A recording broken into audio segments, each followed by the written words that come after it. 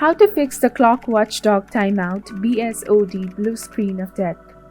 Hi everyone, welcome back to another tutorial.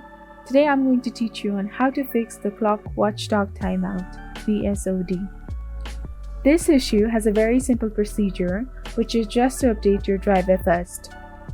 So right-click your Windows button and select Device Manager. Now simply update the problematic ones that are causing the issue. Go to the display adapter and expand it, and right-click on the problematic video card and select the Update Driver option. Now click Search automatically for drivers, and Windows will try to find the best available driver updates for your PC. Now just restart your computer and see the changes. This is how you can fix the Clock Watchdog Timeout BSoD blue screen of death in your Windows.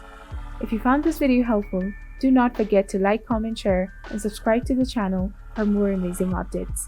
See you in the next video.